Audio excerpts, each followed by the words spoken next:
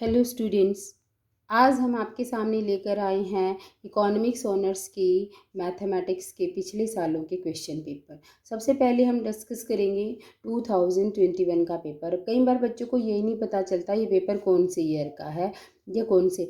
ये देखिए यहाँ से ये जो M21 है इसका मतलब है कि ये पेपर जो है ये मई 21 में हुआ था। BA ऑनर्स का पेपर है ये। BH का मतलब है BA इकोनॉमिक्स ऑनर्स यानी कि, ठीक है। तो इसमें सबसे पहले हम डिस्कस करते हैं छोटे क्वेश्चंस। यहाँ पर मैंने आपकी सुविधा के लिए सब बच्चों को मतलब ताकि पता चल जाए इसका आंसर कहाँ है, पेज नंबर आपकी बुक के अकॉर्डिंग डाल दिया है। जो हमारी बुक है प्रिस्क्राइब्ड बुक, उसमें रियल नंबर सबसे पहले 2 मार्क्स की क्वेश्चंस डिस्कस कर रहे हैं।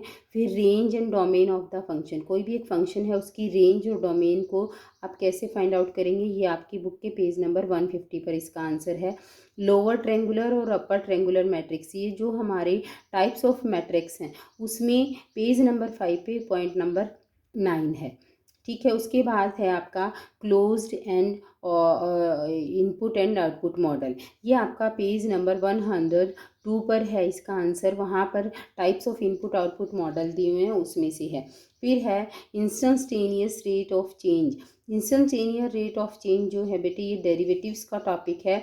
ये पेज नंबर 177 पे पॉइंट नंबर 3 है। उसके बाद meaning of partial derivative, page number 237 पर पार्शियल डेरिवेटिव्स का मीनिंग आपको बताया गया है। कंज्यूमर सरप्लस में ये बताना है कि कंज्यूमर सरप्लस को आप कैसे डिफाइन कर सकते हैं। इसका एक छोटा सा डायग्राम भी है आपकी बुक में, ये है पेज नंबर 393 पर 4th पॉइंट। उसके बाद है conditions of maxima of a function की, एक कंडीशन बतानी है आपको जहाँ पर आपका फंक्शन मैक्सिमम होगा। ये आपके पेज नंबर 297 पर दिया हुआ है, जहाँ पर आपको इसकी पूरी की पूरी डिटेल बताई गई है कि कैसे आप इसको देख सकते हैं। उसके बाद आपका ये सेकंड क्वेश्चन है। यहाँ पर आपका जो टॉपिक है फंक्शंस, लिमिट्स एंड फंक्शन, ये फंक्शंस के है कि जो आपके अलग अलग टाइप ऑफ फंक्शन है, जैसे सप्लाई फंक्शन है, टोटल कॉस्ट फंक्शन है, कोप डगलस प्रोडक्शन फंक्शन है, कंजप्शन फंक्शन है। आप इन सब को एक्सप्लेन करेंगे 4 मार्क्स के लिए। जैसे सप्लाई फंक्शन को जब आप एक्सप्लेन करेंगे तो यहाँ पे आपकी बुक में वैसे ये दिया भी हुआ है कि supply is the function of price, ऐसे बताएंगे। फिर उसके बाद बताएंगे कि जैसे जैसे प्राइजेस बढ़ते हैं वैसे वैसे सप्लाई भी बढ़ती जाती है। और इसमें जो है ना आप ये वाला डायग्राम भी ड्रॉ करके दिखाएंगे कि इधर आपकी क्वांटिटी है और इधर सप्लाइड है और इधर आपके प्राइजेस हैं। प्राइजेस बढ़ रहे हैं तो क्वांटिटी सप्लाई भी बढ़ती जा रही है, ये आपका इंक्रीजिंग फंक्शन होता है। इस तरीके से इसको आप पॉजिटिवली स्लॉप्ड फंक्शन भी कह सकते हैं। टोटल कॉस्ट फंक्शन जो है ना, टोटल कॉस्ट आपकी 2 चीज़ों से मिलकर बनी होती है, total fix cost and total variable cost, ठीक है। जो आपने कॉस्ट में डायग्राम पढ़ा हुआ है टोटल कॉस्ट का, ये आपका फिक्स कॉस्ट है, ये आपकी वेरिएबल कॉस्ट है, ये आपकी टोटल कॉस्ट है। ये वाला फंक्शन जो है ना आप इसमें ड्रॉ करके दिखाएंगे। कोप डगलस प्रोडक्शन फंक्शन हमें पता है Q is equal to A L alpha और K beta, where alpha plus beta is equal to 1। इस फंक्शन को पूरा का पूरा आप एक्सप्लेन करेंगे, बताएंगे कि जैसे यहाँ पर Q क्या है, A क्या है, L क्या है, K क्या है, अल्फ़ा बीटा क्या है, इन सबको पूरा रिप्रेजेंट करके बताएंगे। कंजप्शन फंक्शन, ये आपको पता ही है कि consumption is a function of Y, यानी कि जैसे जैसे आपकी इनकम बढ़ती है वैसे वैसे आपका कंजप्शन भी बढ़ता है। इनकम में होने वाला चेंज और कंजप्शन में होने वाला चेंज जो है ना उसको रिप्रेजेंट करेंगे। और उसके बाद जो है फिर आप इसका शॉर्ट रन और लॉन्ग रन का कंजप्शन फंक्शन बता देंगे कि शॉर्ट रन का कंजप्शन फंक्शन होता है C0 प्लस BY। C0 आपका ऑटोनोमस कंजप्शन है, B आपकी प्रोपेंसिटी टू कंज्यूम है और लॉन्ग रन का आपका कंजप्शन फंक्शन होता है BY। इस तरीके से आप इन चारों फंक्शंस को बहुत डिटेल में एक्सप्लेन करेंगे, क्योंकि एक क्वेश्चन जो है ये आपका 4 मार्क्स का है। तो बहुत अच्छे तरीके से आपने यदि ये वाला क्वेश्चन करना है तो आप इसको पूरे डायग्राम्स और पूरे डिटेल्स के साथ एक्सप्लेन कीजिएगा। और यदि आप इस यूनिट में आपके 2 क्वेश्चन हैं, सेकंड और थर्ड, सेकंड क्वेश्चन नहीं करना चाहते तो थर्ड क्वेश्चन जो है ना वो आपका प्रैक्टिकल है, आप उसको भी कर सकते हैं। ये है आपका थर्ड क्वेश्चन, जिसमें बताया एक्सप्लेन द पूछा गया है explain limit and continuity of a function. ये आपका फंक्शन दिया हुआ है limit x tends to a x raise to the power n a raise to the power x minus a। ये आपका क्वेश्चन जो है ये बेटे एग्जाम्पल है 160 पेज पर 18th एग्जाम्पल है। आप वहाँ से देखकर इसको बहुत अच्छे से कर सकते हैं। ये आपका जो है ना एक क्वेश्चन मतलब पहले बी पार्ट ये है और फर्स्ट पार्ट ये है कि आपको लिमिट और कॉन्टिन्यूटी ऑफ अ फंक्शन बताना है कि लिमिट क्या होती है, एक फंक्शन की कॉन्टिन्यूटी क्या होती है, आप उसको कैसे रिप्रेजेंट करते हैं। 8 मार्क्स का ये है और 8 मार्क्स का ये है। इसमें आपका एक थ्योरी और एक प्रैक्टिकल है, उसमें आपके चारों ही थ्योरी के क्वेश्चन हैं जिसको कि आप धीरे धीरे डायग्राम्स की हेल्प से प्रैक्टिकली भी एक तरह से रिप्रेजेंट कर सकते हो। ठीक है, क्वेश्चन नंबर सेकंड में ज़्यादा मार्क्स मिलने के चांसेस हैं क्योंकि उसमें आप सारे डायग्राम्स को के सारे फंक्शंस को यदि डायग्राम और डिटेल के साथ एक्सप्लेन करते हो तो 4 में से 4 मार्क्स मिल सकते हैं। उसके बाद आपका ये जो फोर्थ क्वेश्चन है, फोर्थ क्वेश्चन भी आपकी बुक का क्वेश्चन है। ये आपका मैट्रिसेस और डेरिवेटिव डिटर्मिनेंट्स में से है। इसमें आपको ये जैसे पहले यहाँ पर आप इसको या तो क्रैमर रूल या मैट्रिक्स इनवर्स मेथड, जिस बच्चे को जो भी मेथड इजी लगता है आप उसकी हेल्प से इसको सॉल्व कर सकते हैं। यहाँ पहले आप एक ए मैट्रिक्स बनाएंगे। ए मैट्रिक्स होती है coefficient of P1 P2 and P3, जैसे 3 -1 1 -15 6 और -5 5 -2 एंड 2। बी जो है वो आपकी इनइक्वालिटीज़ होती हैं, यानी कि 5 2 5 और 1। और जो आपका x है जिसकी आपको वैल्यू निकालनी है, वैल्यू किसकी निकालनी है, P1 P2 एंड P3 की। ये आपकी अब एक मैट्रिक्स बन गई। आप मतलब एक फंक्शन है, आप इसको सॉल्व कर सकते हैं। यदि आप क्रैमर रूल से सॉल्व करते हैं तो आप इसमें P1 की वैल्यू निकालेंगे A1 डिवाइडेड बाय ए की डिटर्मिनेंट वैल्यू निकाल लेंगे। फर्स्ट A1 निकालने के लिए आप क्या करेंगे, ये फर्स्ट कॉलम है इसको रिप्लेस कर देंगे B के साथ। फिर A2 निकालेंगे, उससे वैल्यू निकलेगी आपकी P2 की। A2 की वैल्यू निकालने के लिए आप क्या करेंगे, जो आपका सेकंड कॉलम है उसको रिप्लेस कर देंगे बी से और उसकी वैल्यू निकाल लेंगे। और P3 निकालने के लिए आप A3 की वैल्यू निकालेंगे। A3 के लिए आप थर्ड कॉलम को रिप्लेस कर देंगे इसके साथ। इस तरीके से आप इसको फाइंड आउट कर सकते हैं। क्रैमर रूल से भी इजी है और मैट्रिक्स इनवर्स मेथड से तो आपको पता ही है, हमारी इक्वेशन होती है AX = B और x = A इनवर्स B।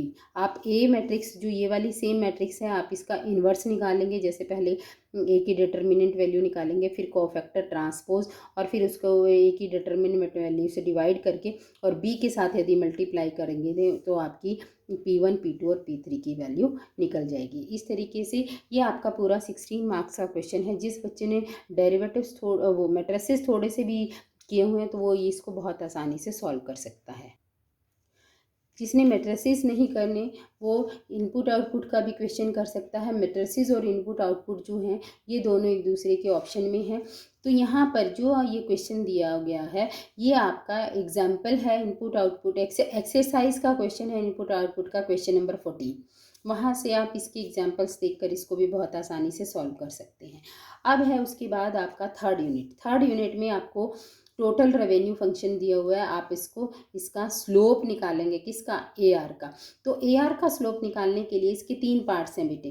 तीनों के पार्ट्स में आपको पहले फर्स्ट पार्ट में दिया हुआ है AR का स्लोप निकालना। तो AR का स्लोप निकालने के लिए सबसे पहले आप AR निकालेंगे। AR = TR divided by X। जो ये AR है TR है इसको x से डिवाइड कर देंगे तो आपका आ जाएगा 12 + 1/2x - 1/3x का स्क्वायर। स्लोप ऑफ AR क्या होता है, change in AR is the derivative of AR with respect to x। इसका x के रिस्पेक्ट में डेरिवेटिव ले लेंगे। जो आपकी ये AR निकली है 12 का डेरिवेटिव 0 हो गया, इसका आ गया 1/2 और ये आ गया 2/3x। ये आपका आ गया स्लोप ऑफ AR। ये आपका A पार्ट है, बहुत छोटे छोटे से पार्ट हैं।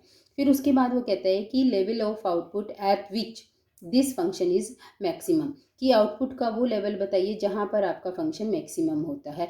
तो हमने ये देखा है कि जहाँ पर AR का स्लोप 0 होता है वहाँ पर फंक्शन मैक्सिमम आता है। तो यहाँ पे हम AR का स्लोप जो है ना, स्लोप ऑफ AR जो है ना, यदि उसको B पार्ट के लिए स्लोप ऑफ AR को यदि 0 पुट कर देंगे तो वहाँ पर फंक्शन क्या देता है, मैक्सिमम होता है, फंक्शन इज़ मैक्सिमम। तो यहाँ पर हम इसको ज़ीरो पुट कर देंगे और एक्स की वैल्यू निकाल लेंगे, और वहीं पर फिर जहाँ फिर आप थर्ड पार्ट के लिए एम आर की वैल्यू निकालेंगे। एम आर होता है derivative of total revenue. Total revenue का डेरिवेटिव लेके और दोनों को इक्वल इक्वल पुट कर देंगे। तो ये आपका पूरा 16 नंबर का क्वेश्चन जो है ना, यहाँ पे ए आर और एम आर में एक्स की जो वैल्यू है, जैसे यहाँ पर हमने एक्स की वैल्यू निकाली 1/2 -2/3 x is equal to 0, -2/3 x is equal to -1/2, इससे ये कैंसिल हो गया। तो एक्स की वैल्यू आ गई, एक्स की वैल्यू जहाँ पर 3 है वहाँ पर आपका फंक्शन जो है ना वो मैक्सिमम वैल्यू शो करेगा। तो आपको ये बताना है कि ए आर और एम आर कर्व जो है ना इस मैक्सिमम आउटपुट पर आपको इक्वल वैल्यू देते हैं। तो ए आर की वैल्यू आप यहाँ से इस एक्स की वैल्यू 3 पुट करके ए आर की निकाल लेंगे। टोटल रेवेन्यू का आप डेरिवेटिव ले लेंगे, उस डेरिवेटिव से भी आप एक्स की वैल्यू जो आएगी, जो डेरिवेटिव आएगा उसमें एक्स की वैल्यू 3 पुट करके फाइंड आउट कर देंगे कि यहाँ पर ए आर और एम आर दोनों एक दूसरे के बराबर है। ठीक है, उसके बाद आपका नेक्स्ट क्वेश्चन है कि आपको टोटल कॉस्ट फंक्शन दिया हुआ है, आपको ये बताना है, ये आपकी इक्वेलिटी, ये इक्वेशन जो है ना ये आपका प्रूफ आपकी बुक में है कि ए स्लोप ऑफ ए सी जो है ना 1/q MC माइनस ए सी के बराबर है। बेटे ये आपकी एक्सरसाइज का क्वेश्चन नंबर 7 है, इसके जैसा ही आपका एक एग्जाम्पल भी है। उसके बाद है ये पार्शियल डेरिवेटिव्स का क्वेश्चन आ गया। ये वाला क्वेश्चन यू है, ये वाला है, ये सेम आपका कोप डगलस है। कोप डगलस में हम ए अल्फ़ा, एल अल्फ़ा और के बीटा कहते हैं। यहाँ पर लेबर और कैपिटल की जगह उन्होंने एक्स और वाई यूज़ किया हुआ है। बाकी ये सेम क्वेश्चन है, इसमें भी आपको फर्स्ट ऑर्डर पार्शियल डेरिवेटिव्स निकालने हैं। ये आपका पेज नंबर 238 पर एग्जाम्पल नंबर 2 है, आप वहाँ से इसको सॉल्व कर सकते हैं। नेक्स्ट आपका जो है यहाँ पर आपको ये कहा है कि आपको कंज्यूमर सरप्लस, एक मिनट, हाँ, टोटल कॉस्ट फंक्शन जो है ना एक्स कमोडिटी को प्रोड्यूस करने के लिए आपको टोटल कॉस्ट दी हुई है। आपको वो मैक्सिमा मिनिमा का ये क्वेश्चन है, मैक्सिमा एंड मिनिमा। तो यहाँ पर आपको वो लेवल ऑफ आउटपुट निकालना है जहाँ पर टीसी मिनिमम हो। तो टीसी मिनिमम के लिए हम क्या करेंगे, इसका फर्स्ट ऑर्डर डेरिवेटिव लेंगे, फिर सेकंड ऑर्डर डेरिवेटिव लेंगे। यदि आपका सेकंड ऑर्डर डेरिवेटिव पॉजिटिव आता है तो फंक्शन मिनिमम वैल्यू शो करता है, यदि सेकंड ऑर्डर डेरिवेटिव नेगेटिव आता है तो फंक्शन मैक्सिमम वैल्यू शो करता है। वो अपोजिट होता है इसमें, अब नेगेटिव में मैक्सिमम, पॉजिटिव में मिनिमम। तो ये एग्जाम्पल आप कर सकते हैं, आपकी बुक के पेज नंबर 319 पर है ये एग्जाम्पल नंबर 26। ये आपका कंज्यूमर सरप्लस और प्रोड्यूसर सरप्लस का क्वेश्चन है। आपको डिमांड दी हुई है 25 माइनस क्यू का स्क्वायर, सप्लाई फंक्शन दिया हुआ है 2q + 1। ठीक है, आपको प्योर कंपटीशन यहाँ पर दिया है, कंज्यूमर सरप्लस और प्रोड्यूसर सरप्लस निकालना है। ये आपकी डिफरेंशियल इक्वेशन में जो इंटीग्रेशन वाला चैप्टर है उसकी एक्सरसाइज का क्वेश्चन है। मे बी ये एग्जाम्पल हो, मैं अभी आपको एक बार चेक करके बताती हूँ। ये आपकी बुक का क्वेश्चन नंबर 19 है, लेकिन आप इस क्वेश्चन को सॉल्व करने के लिए एग्जाम्पल 49 जो है ना आप उसको फॉलो कर सकते हैं, बिल्कुल उसके जैसा ही है। तो इस क्वेश्चन को, ये आपका लास्ट ईयर का पेपर था, आप इसको थोड़ा ध्यान से करेंगे तो you can score the maximum marks, और साथ में आपको एक आइडिया भी हो जाता है कि आप इसको कैसे वो करना है। बेटे 2020 में आपका कोई भी पेपर नहीं हुआ था। अब मैं आपको एक क्वेश्चन पेपर और दिखा रही हूँ जो है 2019 का। ठीक है, ये है आपका 19 का क्वेश्चन पेपर। 19 के क्वेश्चन पेपर में जो है ना आपने देखिए जो शॉर्ट आंसर्स हैं वो हैं, सेट्स का क्वेश्चन आया है, इनफाइनाइट सेट्स किसको कहते हैं, टू सेट्स के बीच में क्या डिफरेंस होता है, ट्रांसपोज ऑफ द मैट्रिक्स, ये बहुत ही आसान सा क्वेश्चन है। एजम्पशंस बतानी है इनपुट आउटपुट मॉडल की, जैसे technology remains constant, there is the interdependence between the factors. ठीक है ना, डिफ्रेंशिएशन का आपको प्रोडक्ट रूल बताना है कि वो ये होता है ना यूवी रूल जो है, u is first function as it is derivative of second plus second function y is equal to this, तो dy upon dx is equal to v as it is derivative of u, ये वाला। फिर है simple और partial derivatives में difference बताना है। इसमें हम किसी भी चीज़ को कांस्टेंट नहीं मानते, इसमें एक वेरिएबल कांस्टेंट होती है तो एक वेरिएबल को हम मतलब वेरिएबल मानते हैं, ठीक है ना। इंटीग्रेट बाय पार्ट्स के बताना है, प्रोड्यूसर सरप्लस के बारे में बताना है, प्रोड्यूसर सरप्लस का क्या फॉर्मूला है। बहुत ही इजी और बहुत ही आसान से क्वेश्चंस आए हुए हैं। उसके बाद देखिए ये वाला क्वेश्चन है कि फंक्शन आप बताइए फंक्शन क्या होता है और रेवेन्यू और कॉस्ट फंक्शंस के बारे में बताइए। तो यहाँ पर total revenue, marginal revenue, average revenue functions के बारे में बताएंगे। Total cost, fix cost, marginal cost, average cost, ये सारे फंक्शंस जो है ना जो जो इकोनॉमिक्स में यूज़ होते हैं उनके बारे में आपको यहाँ पर बताना है। फिर ये है find the value of this. यहाँ पर पहले हम क्या करेंगे, एक्स की वैल्यू 0 0 पुट करके देखेंगे, फिर उसके बाद वो 1 1 पुट करके देखेंगे। यदि हम 1 1 पुट करते हैं तो हमारा आंसर जो है ना वो 0/0 आ जाता है। इसका मतलब जो है ना हमारी लिमिट एग्जैक्टली अप्लाई नहीं होती। फिर 1 + h करके -h करके लेफ्ट हैंड साइड और right hand side limit put करके हम इसकी वैल्यू निकालेंगे। ये हमारी एक्सरसाइज का है। एक्सरसाइज में थर्ड पार्ट का क्वेश्चन नंबर 3 है, ठीक है। जिस बच्चे ने वहाँ पे सॉल्यूशंस किए हैं वहाँ से भी इसको आसानी से देख सकता है। उसके बाद अब बात आती है मतलब 8 नंबर के क्वेश्चन है।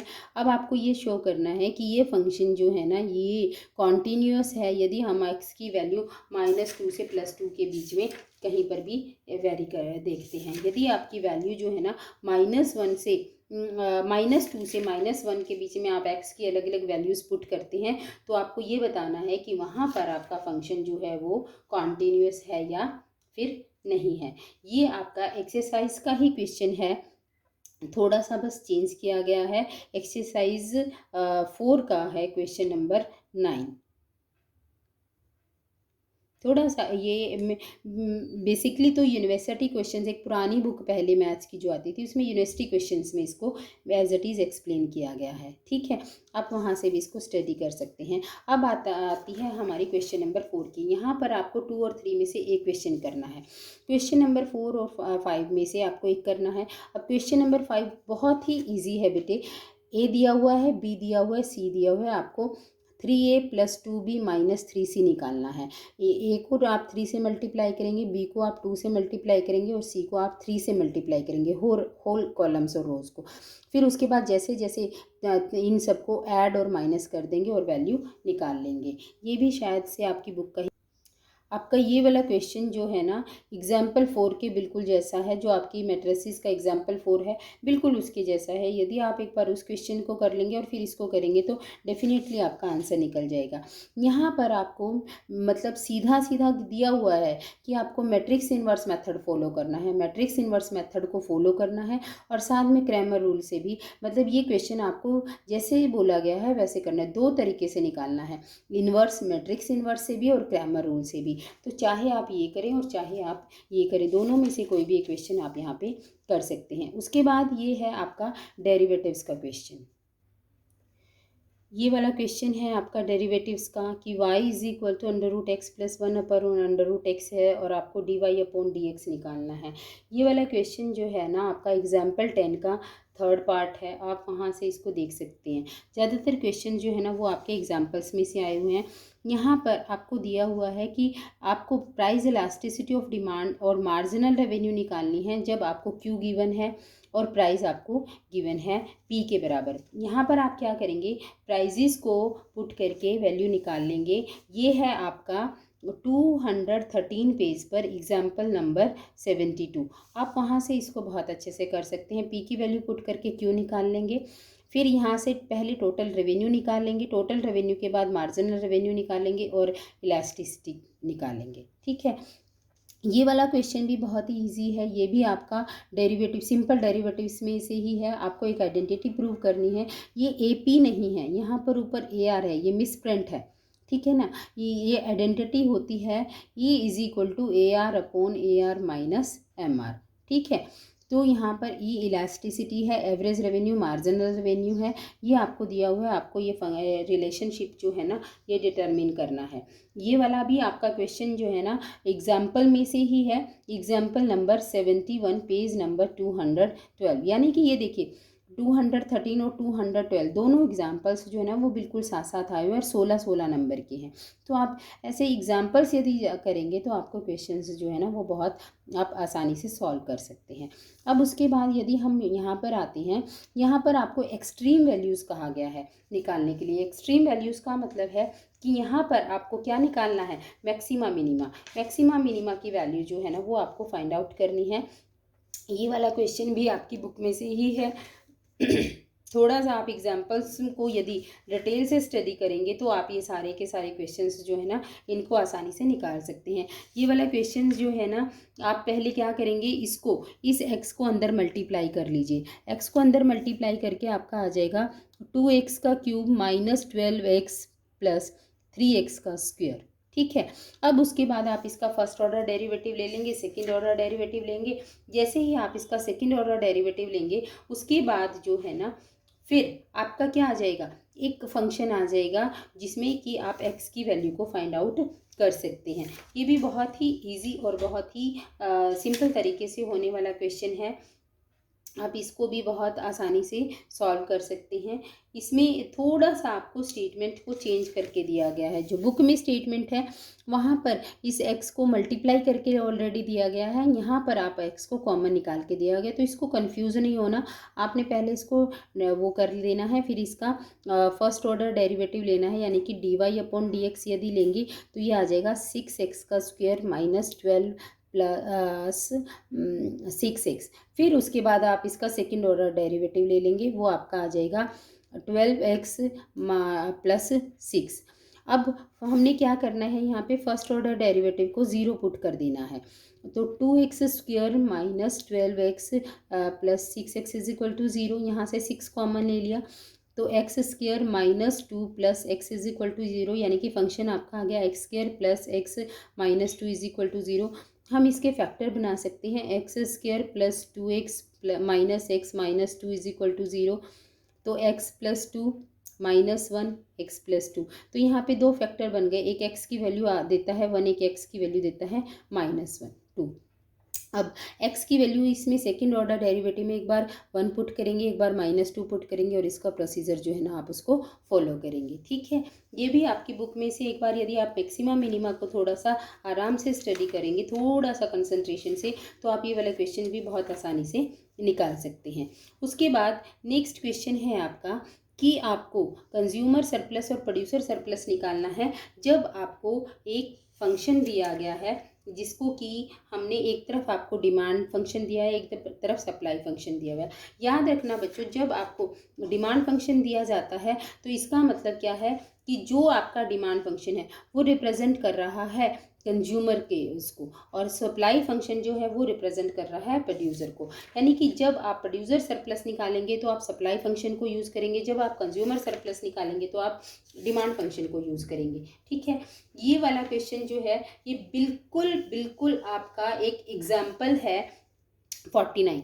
आप एग्जाम्पल 49 की तरह आप इसको कर सकते हो, सेम उसी तरीके से आप इसको फॉलो करेंगे। ठीक है, इस तरीके से आप इन सब क्वेश्चंस को बहुत आसानी से कर सकते हैं। ये मैंने आज आपके साथ 2 लास्ट ईयर के क्वेश्चन पेपर्स डिस्कस किए हैं।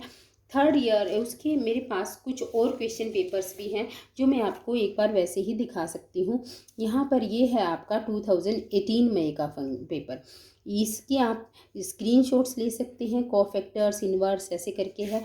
फिर उसके बाद जो है ना यहाँ पर आपको सेकंड क्वेश्चंस जो है उसमें ये आपको पूछा गया है कि फंक्शंस बताओ, जो पिछली बार भी था उसी तरीके से लिमिट का फंक्शन है। फिर उसके बाद जो है ना आपको एक कॉन्टीन्यूटी का बताना है कि कॉन्टीन्यूस फंक्शन है या नहीं है।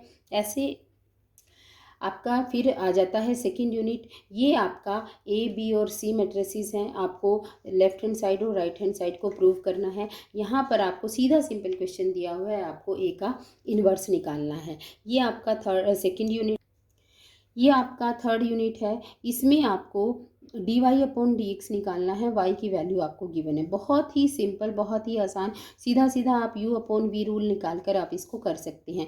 यहाँ पर आपको ये दिया हुआ है, आप इस फंक्शन को यूज़ कर सकते हैं ऐसे x माइनस 1 की पावर 1/3। अब आपका यहाँ पर u इंटू वी रूल भी लगा सकते हैं। जिन बच्चों को लोग बहुत अच्छे से आता है वो लोग आइडेंटिटी से भी इसको सॉल्व कर सकते हैं।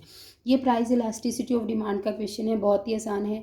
क्यू की वैल्यू निकाल लो पी की वैल्यू पुट करके, तो क्यू की वैल्यू 8 आ गई, पी की वैल्यू ये है। अब आपको यहाँ पे D Q upon D P निकाल लो। D Q upon D P जो है ना ये आ जाएगा -40 पी प्लस 1 की पावर -2। पी की वैल्यू पुट कर दो कितनी 4, तो -40 अपॉन 4 + 1 5, 5/2 25।